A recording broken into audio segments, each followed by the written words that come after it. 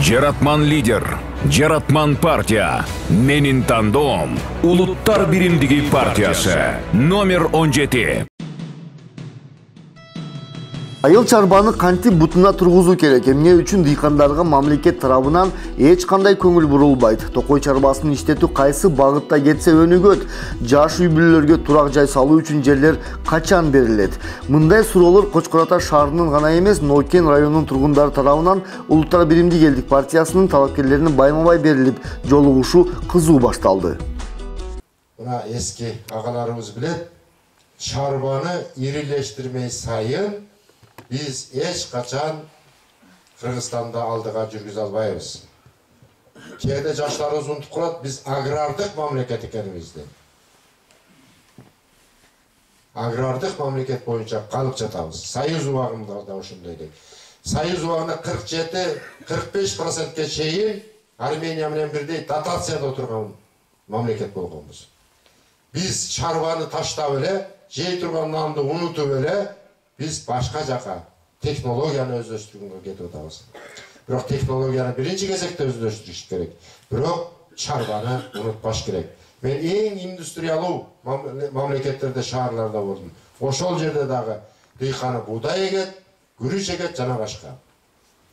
Айыл чарбасындагы негизги принциптердин бири тутуна турган багытыбыз чарбаларды ирилештирүү. Азыркы 20 сотик 30 сотик жер менен жер болбойт. Иш болбойт. 1 гектар, 2 гектар менен иш болбойт. Чарбаларды мүмкүн болушунча ирилештирүү керек. Айыл чарба кредиттерин бериш керек. Мына жылына миллиард карадык дейт чарбага. Дыйкандарга ма кредит беребиз деп. Анысы майда утверждение болот. Майда уже араба менен Нокенде биринчи түшүм алынып калат. 1 жылга.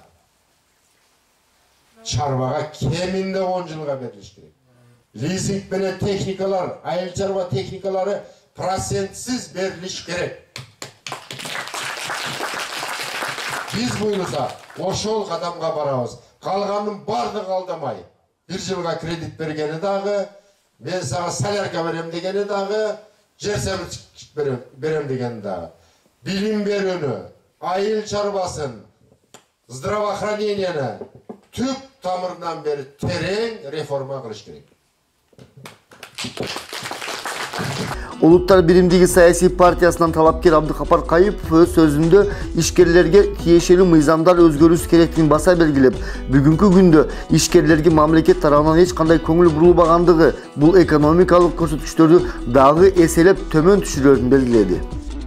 Бизде бир эле кичинекей примерди айтып коеюн. Акаевдин убагында кабыл алынган бир мыйзам бар. İşkerlerden hukukların korgoodu. Ушул мыйзам чыккандан бери 10 жолу өзгөрүүгө душар болду. Эгерде мен жогорку кеңеште депутат болсом, ал мыйзамдын биринчи чыгып атканда дагы сапаттуу чыгартмакмын. Андан кийин өзгөртүүлөрдү да киргиздирмек эмесмин. Себеби ар дайым өзгөртүү кирген сайын ал мыйзам акырындап начарлап кетет. Мындай деген бир жер бар болчу. Эгерде дейт tekşerүүчү органдын кызматкери кандайдыр бир предписаниени жазган болсо, күнөө таап, же болбосо катасын таап, анда ал сотто жеңилип калса дейт, ал кызматкер жумушунан 3 жылга четтейт деген. Бул эмне деген? Tekşerүүчү кызматкер ишкерден акча талап кыла албайт, аны коркута албайт деген. Коркута турган болсо, анда сот аркылуу акыйкатка жетсе болот. Ал коркутуучу текшерүүчүнү 3 жылга кызматтан четтетип койго болот деген. Бирок ал мыйзам бүгүн андай эмес. Андан узака четтеп кетти. Кандай жол менен? Ушул эле жогорку кеңеште ошол мыйзамга өзгөртүү кирди. Бүгүнкү күндө ал мыйзам, эгер менден сураса, керекпи деп жок демекмин. Себеби ал аты ишкердин укугун коргоочу мыйзам, а бирок маанисинде эч нерсе коргой албайт. Өз сөзүндө партия лидери Мелис Мырзакматов азыркы күндө эң негизги стратегиялык болгон күнүмдүк керектелүүчү товарларды мамлекет өз монополиясына алуу керектигин жана алардын бааларын көзөмөлдөп карапайым элдин жашоосун жеңилдетүү бул партия программасында жазылган негизги максаттары экендигин белгилеп өттү. akırkı 30 yılda mamlekette en kireçeli tarmaktardın bardығы menşikке ötüp ketken. Akırkı şu Gazprom'du bergenmiz. Mına Atambayev $1 satkan. Mına şu okşoğan negizgi tarmakta. Puruş kim ekenin bilesinger. Dare puruşlar daha get odat. Familiyalarını aytpayla koyun. Былтыркы pandemiyada 100 есе kımbattap satıştı.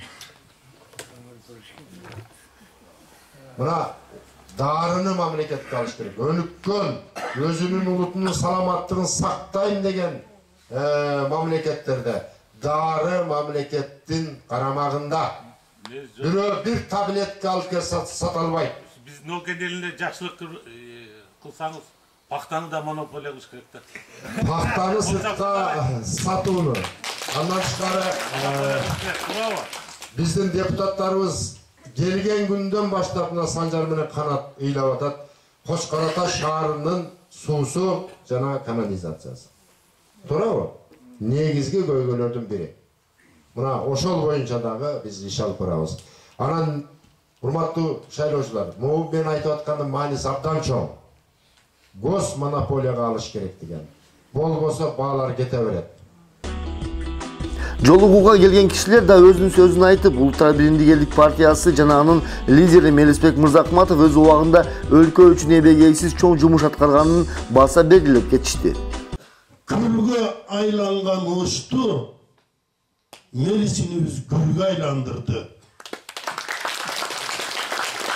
Aytı koyun, gülge aylangan boçu. Bu jigittin batırlık, men aytamın batırlığı menen aldını alıp, soğuş bolorun bilip, bilikке kayrılıp, kança jolu zırkırap aytsa, kör bolgullar ukpastan bu jigitti. Kança mingdegen adamdın kanı tөгülüp ketти. Bu jigit oşon aldını alıp bilip, toktotuşka hareket kılıp, даже oşol soğuştu, toktottu. Çurkap jürüp, başın kancıgaga sayıp jürüp toktottu tuğanlar. Bunu çırkıran çındıkты bilik ukkusu gelbeyt. Munday batırdın bilikке gereği жоқ. Sebebi bu jigit oşolordun kızmat orduna barıp kalışından korkottu. Oşon üçün bu jigitти kanday gana kılışıp, günөөsüz жерден 7 жылга kesip salıştı. Mızam çıkarıştı tuğanlar, bilip koygula. Göğün bilbeysin. İminle Mırzakmatov'du kızmattan getiriş üçün. Mızam çıkarıştı, kör var bular. Kantip sağardı merin kızmattan alış gerek. Alalbay koydu. Aylası getti, getirdi. Kuğunduktadı. Kudayдын gözü düz eken, mana bizden aramızda oturat. Мен Жошпаевич мына астыңыздарга келип отурат. Мен үмүтүм ушул кишиден абдан чоң. Бул киши практик киши.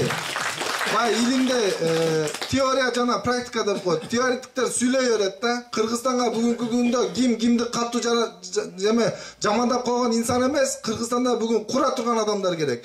Бүгүн куруп алайлы, урматтуу инсандарыбыз, эл журт.